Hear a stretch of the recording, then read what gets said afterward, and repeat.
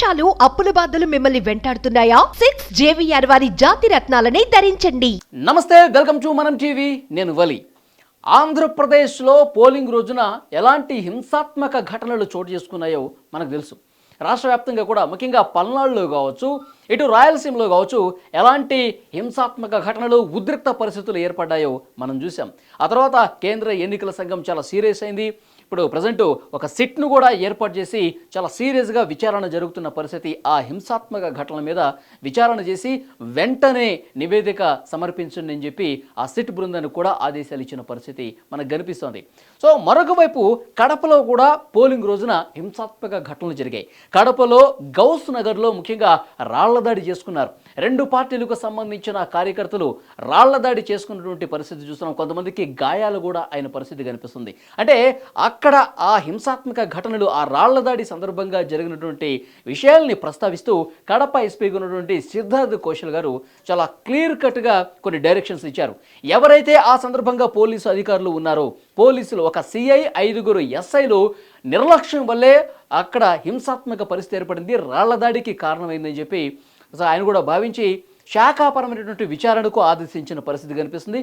ఆ పోలీసులకు ఛార్జ్ మెమోలు కూడా జారీ చేశారు. ఒకవైపు పోలీసులకు ఛార్జీ మెమోలు ఇచ్చి, మరొకవైపు శాఖాపరమైనటువంటి చర్యలు కూడా ఆయన ప్రారంభించిన పరిస్థితి కనిపిస్తుంది.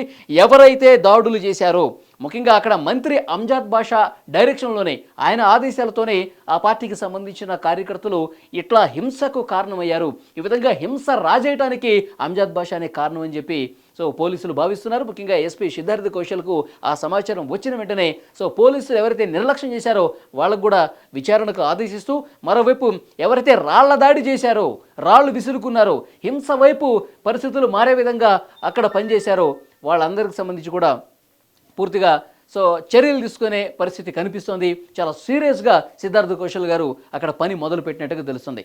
అసలు పోలింగ్కి ముందు రోజు కూడా చాలా స్ట్రిక్ట్గా, క్లియర్గా చెప్పారు సిద్ధార్థ్ కౌశల్.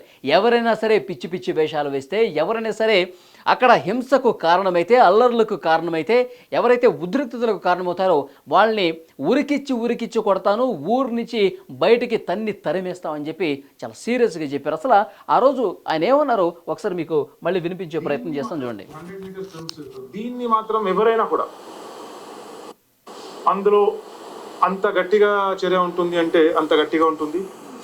ఇంకా స్పష్టమైన భాషలో కావాలంటే కొట్టుకుంటూ, తనకుంటూ, తరమేయడమే కాకుండా ఊరు విడిపిస్తాం. క్లియర్గా చెప్తున్నాం. స్పష్టమైన భాషలో చెప్పాలంటే తన్నుకుంటూ, కొట్టుకుంటూ ఊరు విడిపించేస్తానని చెప్పి చాలా స్పష్టంగా చెప్పారు సిద్ధార్థ్ కౌశల్. ఎవరైనా సరే హింసకు కారణమైతే, ఎవరైనా అక్కడ అల్లర్లు క్రియేట్ చేస్తే, ఒక్క వర్గాన్ని పూర్తిగా భయకంపితులను చేసే పరిస్థితి ఎవరైనా తీసుకొస్తే కనుక వాళ్ళని కొట్టుకుంటూ, తన్నుకుంటూ ఊరు విడిపించేస్తాను, చాలా క్లియర్గా చెప్తున్నానని చెప్పి సిద్ధార్థ్ కౌశల్ చాలా క్లియర్గా ఆ రోజు మాట్లాడిన పరిస్థితి మనం చూసాం. ఇప్పుడు సిద్ధార్థ్ కౌశల్ గారు గౌస్ నగర్ ఘటనకు సంబంధించి అంత సీరియస్ వార్నింగ్ ఇచ్చినా సరే కనీసం పట్టించుకోకుండా, మాకేం కాదులే, మా వెనకాల నాయకులు ఉన్నారు, వాళ్ళు చూసుకుంటారు, ఇలాంటి భావం ఉన్నటువంటి వాళ్ళందరూ కూడా మళ్ళీ ఉద్రిక్తతలకు కారణమయ్యారు. పెద్ద పెద్ద రాళ్ళు తీసుకుని కొట్టుకున్న పరిస్థితి కనిపిస్తోంది.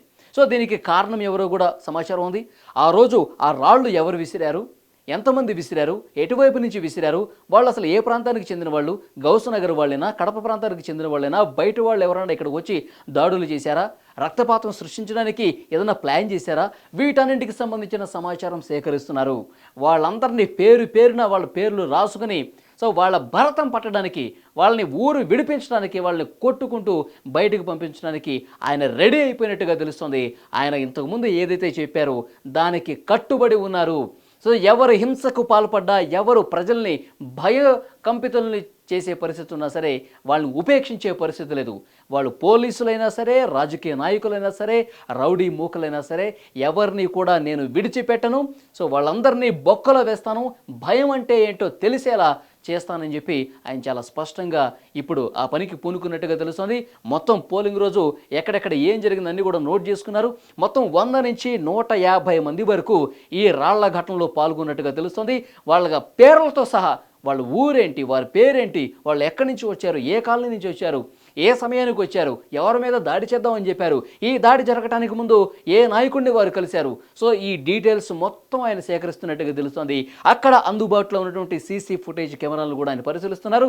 దాని ఆధారంగా చర్యలు ప్రారంభిస్తున్నట్టుగా ఇప్పుడు తెలుస్తుంది. చాలా సీరియస్గా ఆ పని ఆయన ప్రారంభించారు. ముఖ్యంగా మంత్రి అంజాద్ బాషా, వైసీపీ నాయకులు ఎవరైతే ఉన్నారో ఆయన డైరెక్షన్లోనే ఇది జరిగిందని కొంత సమాచారం కూడా సేకరించారు. సో అసలు ఎలాంటి డైరెక్షన్ ఇచ్చారు, పోలింగ్ ముందు రోజు రాత్రి అసలు ఏం జరిగింది, ఆ రాత్రి ఈ రాళ్లదాడిలో పాల్గొన్న నాయకులు ఎవరు కలిశారు, ఆయన ఎవరు కలిశారు, ఆ సందర్భంగా ఏం జరిగింది, ఆ సీసీ ఫుటేజ్ కూడా సేకరిస్తున్నట్టుగా తెలుస్తోంది. సో డెఫినెట్గా రాజకీయ నాయకులను కూడా వదిలిపెట్టే పని లేదని చెప్తున్నారు Siddhartha Kaushal. So CC footage కొన్ని ఆధారాలు ముందు పెట్టుకొని పని మొదలు పెడతానని చెప్పి ఆయన చాలా స్పష్టంగా చెప్పిన పరిస్థితి కనిపిస్తుంది. ఇందులో అధికారులు ఎవరున్నా సరే ఉపేక్షించము, పోలీసు అధికారులు ఉన్నా సరే, అంటే నాయకులు అండ చూసుకొని కొంతమంది పోలీసులు కూడా మనకేం కాదులే, మళ్ళీ మనకు అండగా నిలుస్తారు నాయకులు అని చెప్పి వాళ్ళకు అనుకూలంగా వ్యవహరిస్తే, రాళ్లదాడి చేసుకుంటే మనం కాముగా ఉండిపోదామని ఎవరైనా నిజంగా భావిస్తే కనుక వాళ్ళ మీద కూడా చర్యలు ఉంటాయని చాలా స్ట్రిక్ట్గా సిద్ధార్థ కౌశల్ చెప్పారు. పోలింగ్ ముందు రోజు ఏ మాటకైతే కట్టుబడి ఉన్నారో ఆ మాటనే కట్టుబడి ఇప్పుడు చర్యలు ప్రారంభిస్తున్న పరిస్థితి కనిపిస్తుంది. అందుకే దట్ ఈజ్ సిద్ధార్థ కౌశల్. ఆయన అన్న మాట ప్రకారం ఏదైతే హింసకు కారణమైన వారిని విడిచిపెట్టే ప్రసక్తే లేదు, చాలా కఠినాత్మకంగా వ్యవహరిస్తామని చెప్పి ఏదైతే మాట చెప్పారో దానికి కట్టుబడి ఆయన ప్రస్తుతం పని ప్రారంభించినట్టుగా తెలుస్తోంది. ఇక దీంతో పాటు 4వ తారీఖు ఫలితాలు కూడా ఉండబోతున్నాయి. సో పోలింగ్ రోజు ఎంత ఘర్షణ జరిగిందో చూసాం, ఆ తర్వాత ఎలాంటి హింసాత్మక ఘటనలు జరిగాయో మనం చూసాం. ఇప్పుడు ఫలితాలు వచ్చే రోజు పరిస్థితి మామూలుగా ఉంటుందా? కడప లాంటి రాయలసీమ ప్రాంతంలో ఎలాంటి గందరగోళ పరిస్థితులు ఉంటాయో మనకు తెలియదు కాదు, గతంలో కూడా అలాంటి చరిత్ర ఉంది. సో ముఖ్యంగా రాయలసీమ కావచ్చు, పల్నాడు కావచ్చు, ఇంకా ఆంధ్ర రాష్ట్రంలో ఉన్నటువంటి కొన్ని సెన్సిటివ్ ఏరియాస్లో ఎప్పుడైతే ఈ ఘర్షణ పూరిత వాతావరణం గతంలో నెలకొన్న చరిత్ర ఉందో అలాంటి ప్రాంతాలన్నింటినీ కూడా, అలాంటి సున్నితమైన ప్రదేశాలన్నింటినీ కూడా గుర్తిస్తున్నారు. సో వాటన్నిటిలో కూడా మరింత భద్రతను ఏర్పాటు చేసే పరిస్థితి కనిపిస్తుంది. సో ఫలితాల రోజు ఏదో ఒక పార్టీ గెలుస్తుంది. సో ఓడిపోయిన పార్టీ నుంచి దాడులు జరిగే అవకాశం ఉంటుంది కాబట్టి దాన్ని దృష్టిలో పెట్టుకొని మరిన్ని కేంద్ర బలగాలను కూడా మోహరించి మరింత బందోబస్తు ఏర్పాటు చేసి ఎలాంటి అవాంఛనీయ ఘటనలు జరగకుండా చూసే బాధ్యత కూడా ఎస్పీ సిద్ధార్థ కౌశల్ ముఖ్యంగా కడప జిల్లాలో తీసుకున్న పరిస్థితి కనిపిస్తుంది. సో ఎక్కడా ఎలాంటి గలాట జరగకుండా, రక్తపాతం జరగకుండా, హింస జరగకుండా సో చూడాల్సినటువంటి బాధ్యత మా మీద ఉంది. కాబట్టి ఇప్పుడు చర్యలు తీసుకుంటేనే, పోలింగ్ రోజు హింసకు కారణమైన వారి మీద కఠినంగా వ్యవహరించి చర్యలు తీసుకుంటేనే 4వ తారీఖు రోజు ఫలితాలు వచ్చే రోజు కొంత గమ్మున ఉంటారు, కొంత క్రమశిక్షణతో ఉంటారు. ఆ భయం వాళ్ళలో కలగాలంటే ఇప్పుడు వీళ్ళ మీద చర్యలు తీసుకోవాల్సిన అవసరం ఉందని చెప్పి ఆయన అభిప్రాయపడ్డట్టుగా తెలుస్తుంది. ఆ రకంగా యాక్షన్ ప్లాన్ కూడా రెడీ అయిపోతుంది. ఒకవైపు సిట్టు ఇటు తిరుపతిలో పర్యటిస్తోంది, తర్వాత చంద్రగిరిలో, తాడిపత్రిలో, ఇటు పల్నాడులో పర్యటించి ఆ రోజు హింసకు కారణమైన పోలీసుల మీద, ఆ రోజు హింసకు ఎవరు ఆదేశాలతో ఇచ్చారో నాయకులను కూడా అరెస్ట్ చేసే పరిస్థితి కనిపిస్తుంది. ఇక్కడ ఎస్పెషల్లీ కడప జిల్లాలో ముఖ్యమంత్రి జగన్మోహన్ రెడ్డి గారి సొంత నియోజకవర్గం కడప అంటేనే వైఎస్ఆర్ కాంగ్రెస్ పార్టీ ప్రాబల్యం ఎక్కువ ఉంటుంది.